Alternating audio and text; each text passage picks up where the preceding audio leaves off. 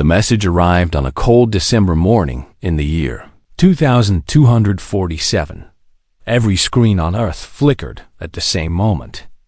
Every radio crackled with static. Then, a voice spoke in perfect English. Though the words came from something that had never been human. Daniel Reyes stood in the United Earth Command Center in Geneva. He was a tall man with gray hair and tired eyes. He had spent 30 years as a diplomat, solving problems between nations that hated each other. He thought he had seen everything. He was wrong.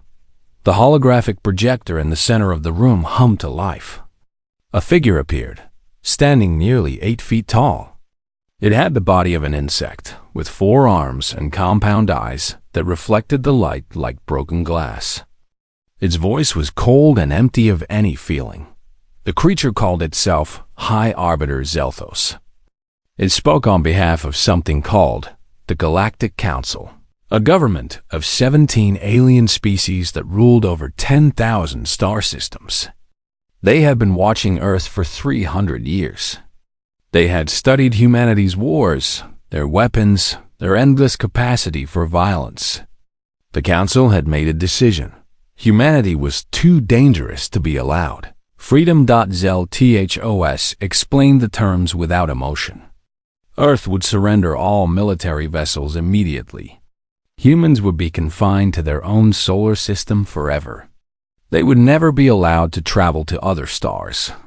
Most importantly, they would submit to genetic modification programs. Scientists from the Council would alter human DNA to remove aggression, to make them peaceful and obedient. Daniel felt his hands shake as he listened. Around him stood the most powerful people on Earth, generals in crisp uniforms. Presidents and prime ministers connected through secure channels. Scientists who had dreamed of reaching the stars their whole lives. Admiral Lisa Grant stood closest to Daniel. She was the commander of Earth's Stellar Navy, a fleet of 47 ships that represented everything humanity had built over the past 50 years. She was a small woman with short black hair and eyes that never seemed to blink. She had fought in 3 wars before taking command of the fleet. She knew what war looked like. She knew what surrender looked like. Zelthos finished speaking. He gave humanity 1 galactic cycle to respond. That translated to approximately 90 Earth days. After that, if humanity had not accepted the terms, the Council would sterilize the planet. Every human being would die. Earth would become a dead rock floating in space, a warning to any other species that might think of resisting. The transmission ended. Silence filled the room. Daniel looked at the faces around him. He saw fear. He saw anger. He saw confusion. But he did not see surrender. General Nathan Cole stepped forward. He was an old soldier, nearly 70 years old, with scars on his face from battles fought decades ago. He had helped unite the colonies on Mars when they tried to break away from Earth. He had seen friends die in his arms. He had never run from a fight in his life. Nathan spoke slowly. He said that his grandfather had told him stories about the old wars on Earth, about how tyrants always demanded surrender, about how they promised peace if people would just give up their freedom. His grandfather had also told him what happened to those who accepted such offers. They became slaves. They lost everything that made them who they were. Nathan looked at Daniel. He said that he would rather die free than live as a slave. He asked if anyone in the room felt differently. No one spoke against him. Lisa Grant pulled up a holographic display of the solar system. She showed them the defensive positions she had prepared. Weapons platforms hidden in asteroid fields. Ships stationed near every planet and moon. It was not much against an enemy that controlled 10,000 star systems. But it was something. She explained that they could not win a straight fight. The Council had thousands of warships. Earth had 47. But humans had something the Council did not understand. They had spent their entire history fighting against impossible odds. They had survived ice ages and plagues and wars that should have destroyed them. They were still here. Daniel listened to his colleagues debate through the night. Some wanted to negotiate, to buy time. Others wanted to strike first, to hit the council before they could attack. A few suggested hiding, scattering humanity across the galaxy where they could never be found. In the end, Daniel made the decision himself. He was the ambassador. Speaking for Earth was his job. He drafted the response carefully. He wanted every word to be perfect. When he finished, he read it aloud to the room. We are humanity. We do not surrender. We do not kneel. We do not accept chains, no matter how nicely they are offered. You have threatened our children. You have threatened our future. You have made a terrible mistake. We are coming for you. The message was broadcast across every frequency. It was translated into every known galactic language. Daniel made sure the council would receive it clearly. Within hours, reports came in from observation stations at the edge of the solar system. The council was mobilizing. Ships were gathering from across their territory. The largest fleet in galactic history was being assembled. 3,000 warships began their journey toward Earth. Lisa Grant stood on the bridge of her flagship, the carrier Defiance. She watched the tactical displays update with enemy positions. The numbers were terrifying. Her entire fleet would barely count as a rounding error against such a force. Her first officer, Commander Kevin Park, asked what they should do. He was young, barely 30, but he had proven himself in a dozen engagements against pirates and smugglers. This was different. This was extinction. Lisa smiled. It was not a happy smile. It was the smile of someone who had accepted what was coming and decided to face it anyway. She told Kevin to prepare the fleet for battle. She told him to make sure every ship knew the plan. She told him that humanity was about to show the galaxy what happened when you threatened their home. The council expected to find a primitive species waiting to be slaughtered. They expected fear and desperation and easy victory. They had no idea what they had awakened. On Earth, people looked up at the night sky. They knew what was coming. They knew the odds were against them. But something strange happened in those final days before the enemy arrived. People stopped fighting with each other. Old grudges were forgotten. Nations that had been rivals for centuries stood together. Humanity faced the darkness as one people. Whatever happened next, they would face it together. The stars had never seemed so bright, or so close. The Council Armada arrived at the edge of the solar system on a Tuesday morning. 3,000 warships dropped out of hyperspace in perfect formation. They formed a sphere nearly 1,000,000 kilometers wide, bristling with weapons that could crack planets in half. Admiral Karth commanded the fleet from his flagship, the Pride of Valthar. He was old even by Valthari standards, having lived for nearly 400 years. He had conquered dozens of species in his career. He had never lost a battle. He expected this engagement to be over within hours. His sensors detected the human fleet waiting near Saturn. 47 ships. He made a sound that passed for laughter among his kind. The primitives had not even tried to run. They would die where they stood. On the bridge of the Defiance, Admiral Lisa Grant watched the enemy approach. Her face showed nothing. Inside, her heart was pounding so hard she thought it might break her ribs. Commander Kevin Park reported the enemy numbers. His voice cracked slightly as he spoke. 3,042 confirmed vessels. More than half were heavy cruisers or battleships. The smallest enemy ship was twice the size of the Defiance. Lisa thanked him calmly. She had expected this. She had planned for this. Now she had to trust that her plan would work. She opened a channel to the fleet. Her voice reached every human ship, every crew member who was about to fight and possibly die for their species. She told them that the enemy thought they were weak. The enemy thought humans were primitive savages who would crumble at the first sign of real opposition. She said they were about to prove how wrong that assumption was. She reminded them of everyone waiting back home. The children who would never grow up if they failed. The parents who would never see their sons and daughters again. She told them to make it count. The human fleet began to move. They scattered in different directions, breaking their formation into smaller groups. From the outside, it looked like panic. It looked like a force falling apart before the battle had even started. Admiral Korath watched with contempt. He had seen this before. Primitive species always broke when they saw the true might of the Council. He ordered his fleet to pursue. He wanted every human ship destroyed. He wanted no survivors. The Council Armada spread out to chase the fleeing humans. Their perfect sphere formation dissolved as different squadrons raced after different targets. Korath did not worry. His ships were faster and stronger. The humans could not escape. That was his first mistake. Lisa Grant watched the enemy fleet separate on her tactical display. She counted the seconds. She waited until the timing was perfect.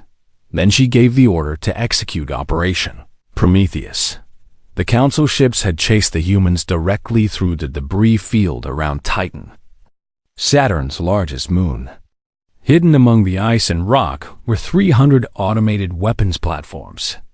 They had been placed there months ago, disguised as ordinary asteroids. Each platform carried nuclear, missiles, and experimental railgun systems. The platforms activated all at once. Missiles streaked through space in every direction. Railgun rounds traveled at a fraction of light speed, hitting their targets before sensors could even detect them. Council ships exploded by the dozens, then by the hundreds. The debris field became a killing ground. Captain Maria Santos commanded the destroyer Relentless. She was 34 years old with dark hair and a scar across her left cheek from a training accident years ago. She had never wanted to be a hero. She just wanted to protect her home. When the weapons platforms fired, she led her squadron directly into the chaos. The Council ships were confused and disorganized. They did not expect the prey to become the predator. Maria drove her ship straight at the enemy flagship. The Pride of Valthar was enormous, nearly 3 kilometers long. Its weapons could destroy a city with a single shot. But it was designed to fight at range, not up close. The Relentless took hit after hit. Explosions rocked the ship. Crew members died at their stations. Maria kept pushing forward. She ordered all power diverted to forward. Shields and weapons. They closed to point-blank range. Maria fired everything she had. Missiles and railgun rounds and laser batteries all struck the same spot on the enemy flagship's hull. The armor cracked. Then it broke. Then the Pride of Valthar exploded in a ball of fire that could be seen from Earth. Admiral Korath died without ever understanding what had happened. The loss of their commander threw the Council fleet into chaos. Different species tried to take control. Orders contradicted each other. Some ships tried to retreat while others pushed forward. The formation, already broken, collapsed entirely. Lisa Grant rallied the human fleet for a final push. They hit the disorganized enemy from every angle. Human ships worked together with perfect coordination, the result of months of training and preparation. The battle lasted 6 hours. When it ended, the debris field was filled with the wreckage of over 1,200 Council warships. The survivors fled toward the edge of the solar system, their hyperspace engines screaming as they tried to escape. Humanity had lost 9 ships. 237 crew members had died. Every single one of them would be remembered as heroes. Maria Santos survived, though her ship was so damaged it had to be towed back to port. She stood on the broken bridge of the Relentless and looked at the stars. She thought about the friends she had lost. She thought about the battle they had won. Lisa Grant broadcast a message to the retreating enemy fleet. Her voice was steady and cold. She told them that this was their only warning. She told them that Earth was not a planet to be conquered. She told them to go home and tell their masters what had happened here. She told them that humanity was coming. The message spread across the galaxy. Species that had lived under council rule for thousands of years heard it. Slaves and servants and conquered peoples whispered about the humans who had defeated an invincible fleet. Something began to change. Back on Earth, people celebrated in the streets. They had won an impossible victory. But the wisest among them knew this was only the beginning. The council would not accept defeat. They would return with even more ships, even more weapons. Admiral Lisa Grant stood alone on the observation deck of a repair station orbiting Mars. She watched the stars and thought about what came next. The battle was over. The war had just begun. High Arbiter Zelthos stood before the Galactic Council in their ancient chamber on Nexus Prime. The room was enormous, built to hold representatives from 17 species. Today it held only fear and anger. The news from Earth had spread across the galaxy like fire. The greatest fleet in Council history had been shattered by primitives. Over 1,200 ships lost. Admiral Korath dead. The humans were still alive. Zelthos spoke with barely controlled rage. He called the defeat unacceptable. He demanded explanations. He demanded revenge. The humans had to be destroyed, not just defeated, erased from existence. Every ship, every colony, every man and woman and child. Nothing could remain. The council agreed. They would build a new fleet. They would gather every warship from every loyal species. They would crush Earth so completely that no one would ever dare resist them again. But while the council debated, humanity acted. Director Claire Watson ran Earth intelligence from a bunker deep beneath the Rocky Mountains. She was 52 years old, with silver hair and eyes that missed nothing. Before the war, she had built spy networks across the galaxy. She had recruited informants from dozens of species. She knew secrets that the council thought were buried forever. Claire spread maps across her table. They showed the locations of every major council installation. Shipyards where new fleets were being built. Supply depots filled with weapons and fuel. Communication hubs that coordinated military operations across thousands of light years. She called Admiral Grant with a simple message. The enemy was preparing to attack. Humanity could wait for them to arrive, or they could strike first. Lisa understood immediately. Defense would only delay the inevitable.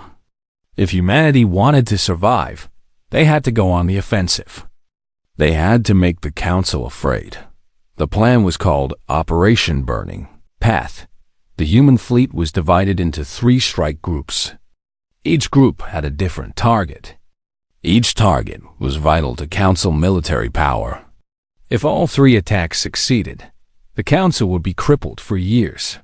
Captain Eric Lane led the first strike group. He was young for a captain, only 29, but he had proven himself at the Battle of Titan by destroying 6 enemy ships with a single damaged destroyer.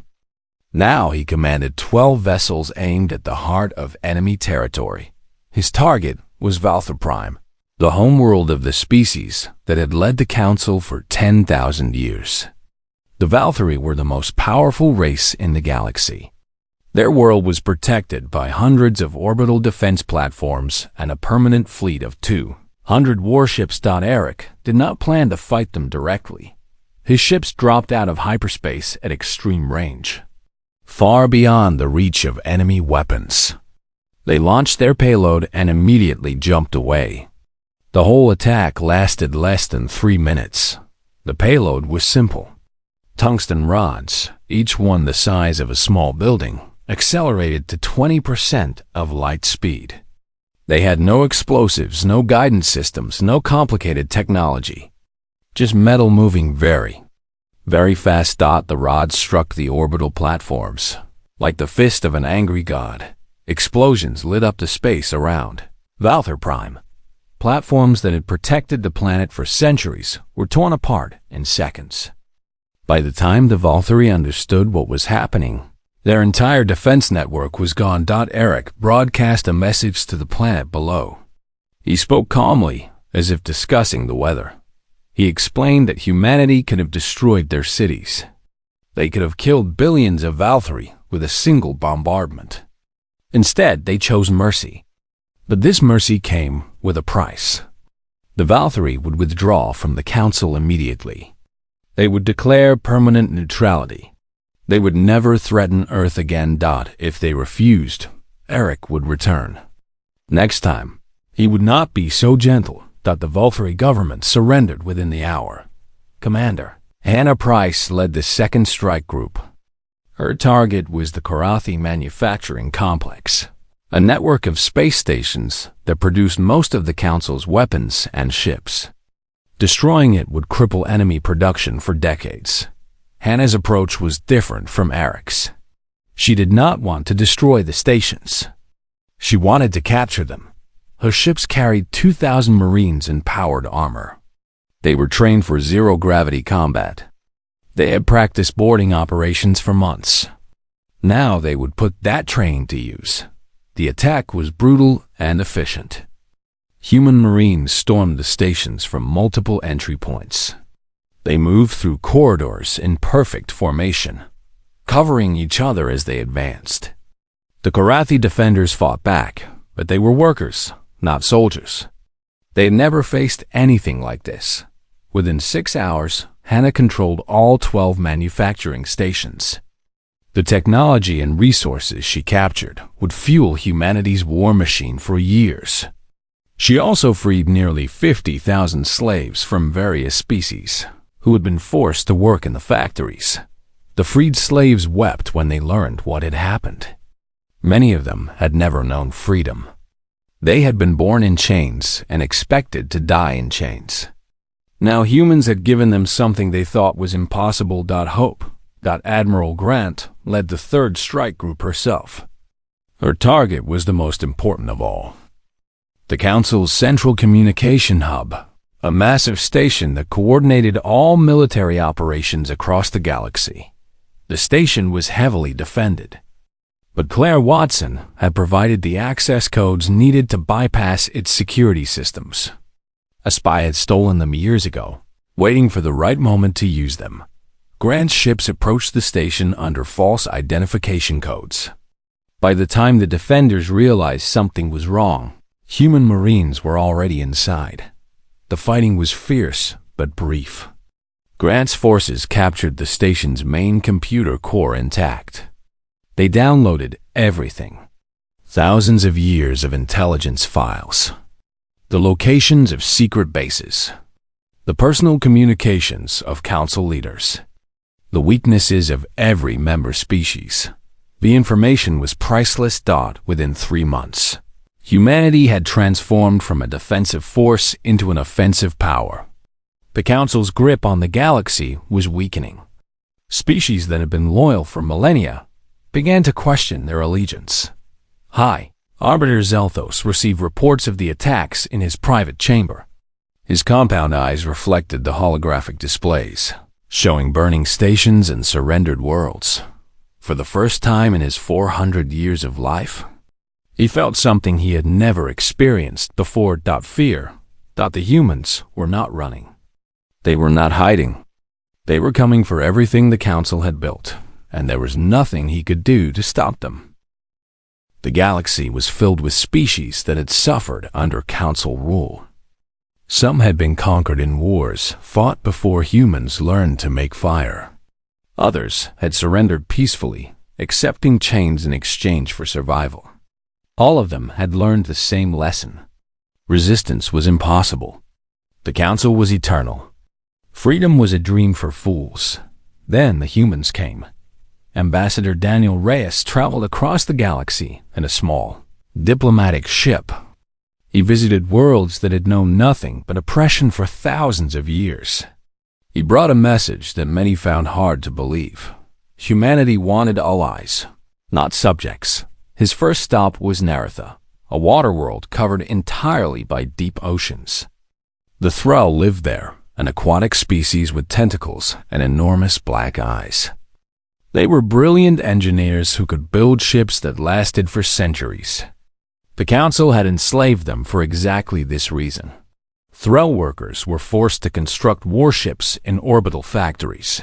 Never allowed to return to their homeworld. Daniel descended to the ocean floor in a specially designed pressure suit. The weight of the water pressed against him from every direction. His suit systems struggled to keep him alive. But he had to meet the Thrall leaders in person. He had to show them that humans were willing to take risks for friendship. The Thrall High Tide was a council of elders who governed their species. Their leader was named Corinth, a being who had lived for 300 years. He had watched his people suffer under council rule for his entire life. He had seen countless rebellions fail. Corinth asked Daniel why he had come. The question was not hostile. It was tired. Corinth had heard promises before. They always turned out to be lies. Daniel spoke honestly. He admitted that humanity was young. They had only been traveling among the stars for a few decades. They were still learning how the galaxy worked. They made mistakes. They were not perfect, but humans did not believe in slavery. They did not believe that some species were meant to rule and others were meant to serve. They believed that every thinking being deserved freedom and dignity. Corinth studied Daniel with his enormous eyes. He asked what humanity wanted in return for their help. Nothing in the galaxy was free. The Council had taught him that much. Daniel smiled. He said that humanity wanted partners. They wanted friends who would stand beside them, not kneel before them. They wanted to build something new, something better than the empire the Council had created. Corinth was silent for a long time. The water currents moved around them. Other Thrall gathered nearby, listening to every word. Finally, Corinth extended one of his tentacles toward Daniel. It was the Thrall gesture of alliance, a sign of trust and commitment. Daniel took the tentacle and shook it gently. The alliance was formed. Over the following months, Daniel visited many more worlds. Each species had its own history, its own culture, its own reasons to hate the Council. The Mordani were warriors.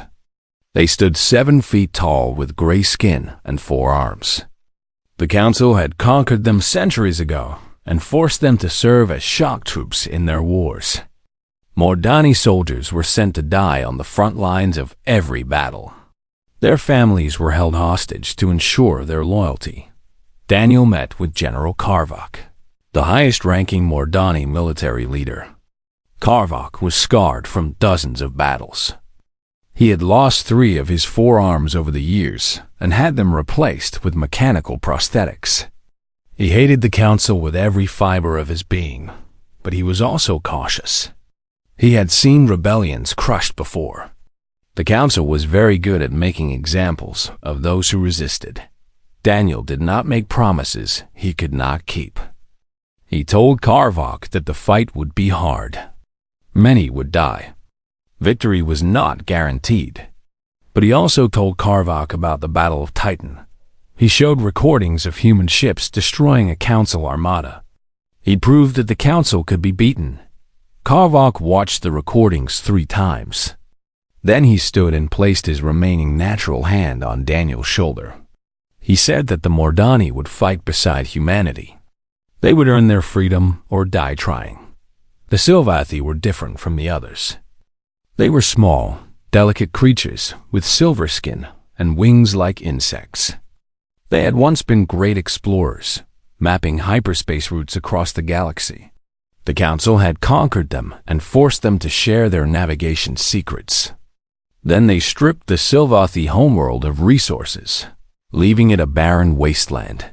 The Sylvathi queen, a being named Viridian, met Daniel in a garden that her people had built inside an asteroid. It was the last green space her species possessed. Everything else had been taken from them. Viridian asked Daniel if humans understood what they were asking. War against the Council meant war against the most powerful force in the galaxy. Billions would die. Worlds would burn. Even if they won, the cost would be terrible. Daniel nodded. He said that humans understood war very well. They had fought each other for thousands of years before they learned to work together. They knew the price of freedom. They were willing to pay it. Viridian spread her wings, catching the artificial light. She said that her people had forgotten how to fight. They were explorers, not warriors. But they could contribute in other ways. They knew secrets about hyperspace that the Council had never discovered. They could help human ships travel faster and strike harder. Daniel accepted her offer gratefully. By the end of his mission, Daniel had recruited 12 species to the cause. They called themselves the Free Systems Coalition. Each species brought unique strengths. The Threll built ships. The Mordani provided soldiers. The Sylvathi improved navigation. Others contributed resources, intelligence, or simply their courage. General Nathan Cole took command of the combined ground forces. He trained integrated units of humans and aliens. At first, there was tension. Different species had different customs and fighting styles. But Cole was patient. He found ways to make them work together. The Threll engineers could repair damage faster than any human team. The Mordani warriors fought with ferocity that matched the best human soldiers. The Sylvathi scouts could navigate through terrain that would confuse anyone else. Together, they were stronger than any of them alone. Admiral Lisa Grant integrated the new ships into her fleet. The Coalition Navy grew to over 300 vessels. It was still smaller than what the Council could gather, but it was large enough to fight. Large enough to win. On Nexus Prime, High Arbiter Zeltos received reports of the growing rebellion. Species that had been loyal for millennia were turning against the Council. The humans had done something no one had ever managed before. They had given the galaxy hope. Zeltos knew that the Council had to act quickly. If the rebellion grew any stronger, it might become unstoppable. He ordered every remaining loyal fleet to gather at Nexus Prime. The final battle was coming. And one way or another, it would decide the fate of the galaxy. Nexus Prime had stood at the center of galactic civilization for over 10,000 years. The massive station was older than most species could remember. Its halls had witnessed the rise and fall of empires. Its chambers had hosted decisions that shaped the fate of billions. Now it would witness the end of an era. High Arbiter Zelthos gathered every loyal fleet he could find. 1,500 warships from 9 species still committed to Council rule. They formed a defensive sphere around the ancient station. Weapons platforms bristled on every surface. Mines floated in patterns designed to destroy anything that approached. Zelthos stood in the central command chamber and watched his forces prepare. He had lived for 400 years. He had never lost a war. He refused to believe that primitive humans could defeat him. The Coalition fleet arrived. On the 3rd day of the 7th month of 2250, 412. Ships dropped out of hyperspace in perfect formation. Human vessels flew alongside Thrall cruisers and Mordani destroyers. Sylvathi scouts darted between the larger ships. 12 species stood united against tyranny. Admiral Lisa Grant commanded the fleet from the Bridge of the Defiance. 3 years of constant warfare had left marks on her ship. Scars from enemy weapons covered the hull. Repairs had been made with whatever materials were available. But the Defiance still flew. She still fought. Lisa studied the tactical display. The enemy outnumbered them nearly 4-1. Their defensive position was strong. Breaking through would cost many lives. She opened a channel to the fleet. Her voice reached every ship, every soldier, every being who had chosen to fight for freedom. She told them that this was the moment they had been fighting for. Behind those defenses waited the leaders who had enslaved countless species for thousands of years. Today, that slavery would end. Today, The galaxy would be free. She gave the order to attack. The battle began with fury that lit up the space around. Nexus Prime. Captain Eric Lane led the first wave against the outer defensive perimeter. His ships punched through the minefield, absorbing explosions that would have destroyed lesser vessels. Thrall Engineering kept his fleet together. Mordani gunners fired with deadly accuracy. Eric lost 30 ships in the first hour, but he drew the Council fleet away from the station. Enemy commanders, eager for kills, pursued his retreating forces. They did not realize they were being led into a trap. Commander Hannah Price struck the Council's flank with the second wave. Her ships were Thrall-built, with armor that could withstand punishment that would shatter human designs. She carved through the enemy formation like a knife through water. Council ships exploded around her. 200 enemy vessels were destroyed or disabled in 3 hours. Hannah's forces suffered heavy losses too, but they held their lines. They refused to break. Admiral Grant watched the battle develop from the Defiance. She waited for the right moment. Patience was difficult when friends were dying, but she had learned that war rewarded those who chose their moments carefully. The moment came at the 5th hour of the battle. The Council fleet was fully engaged with the first 2 waves. Their formation had gaps. Their coordination was breaking down. The path to Nexus Prime was open. Lisa led the 3rd wave directly at the station. The Defiance shook as enemy fire struck her shields. Alarms screamed warnings. Damage reports flooded in from every section. Lisa ignored them all. She kept her eyes on the target.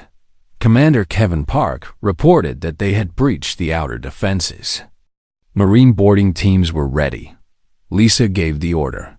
General Nathan Cole led 5,000 Coalition Marines into Nexus Prime. Human soldiers fought alongside Mordani warriors and Thrall technicians. They moved through the ancient corridors in coordinated teams, covering each other as they advanced. The Council's defenders fought with desperation. They knew that defeat meant the end of everything they had built. They threw everything they had at the invaders. The fighting was brutal. Cole lost nearly a third of his forces in the first 2 hours. Corridors became slaughter grounds. Bodies from a dozen species littered the floors, but the Coalition kept advancing. Cole reached the central chamber, doors with less than 1,000 soldiers still standing. The last of the Council's elite guard blocked his path. Valkyrie warriors in powered armor, each one worth 10 ordinary soldiers. The battle lasted 45 minutes. Cole fought with everything he had. His armor was shattered. His body was broken in 3 places. But he refused to fall. When the last Valkyrie guard dropped, Cole stood alone among the bodies of enemies and friends. His breathing was ragged. Blood dripped from wounds he could not feel, but the doors were open. Ambassador Daniel Reyes entered the Council chamber with Admiral Grant beside him. High Arbiter Zelthos waited for them, surrounded by the surviving Council members. Their compound eyes reflected fear. Daniel spoke clearly for all to hear. He announced that the Galactic Council's reign was finished. Their fleets were destroyed.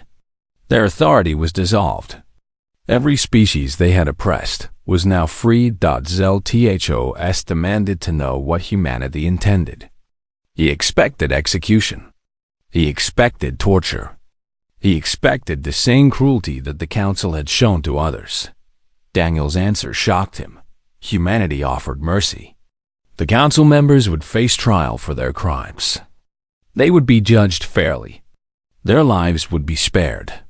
Their species would not be exterminated or enslaved. They would be given the chance to join the new galactic community as equals. Zelthos could not understand. He asked why humans would show kindness to those who had tried to destroy them. Lisa Grant stepped forward. She looked the ancient Valkyrie directly in his compound eyes. She explained that humanity had learned something the Council never understood. True strength was not measured by how completely you could destroy your enemies. It was measured by how you treated those who could no longer fight back. Cruelty was easy. Mercy required courage. The formal surrender was signed 3 days later. The Free Systems Coalition became the foundation of a new galactic order. Species that had been enemies learned to become partners. Trade routes opened between worlds that had never known peace. Cultural exchanges flourished. For the first time in 10,000 years, the galaxy knew genuine freedom. Historians would later call this era the human ascendancy. But those who lived through it knew a simpler truth. Humanity had not conquered the galaxy. They had freed it. On Earth, people gathered to watch the stars. They remembered those who had died. They celebrated those who had survived. They looked toward a future that seemed brighter than anyone had dared to imagine. Admiral Lisa Grant retired to a small house by the ocean. She spent her days watching the waves and thinking about everything that had happened. Sometimes old friends visited. They would talk about the war, about the friends they had lost, about the galaxy they had changed. One evening, Daniel Reyes came to see her. He brought a bottle of wine and a question that had been bothering him. He asked if she ever regretted the mercy they had shown. The Council had tried to destroy humanity. They had enslaved countless species. Would it not have been simpler to wipe them out completely? Lisa watched the sun set over the water. She took a long time to answer. She said that anyone could kill their enemies. That was the easy path. The harder path was building something better, showing the galaxy that power did not have to mean cruelty, proving that strength and compassion could exist together. The Council had paid the ultimate price, not with their lives, but with their certainty. Their belief that the universe was cold and cruel and that only the ruthless could survive. Humanity had proven them wrong, and that, Lisa said, was a victory worth more than any conquest. The stars shone overhead, brighter than they had ever been. The galaxy was free, and humanity had found its place among them, not as conquerors, not as masters, not as friends,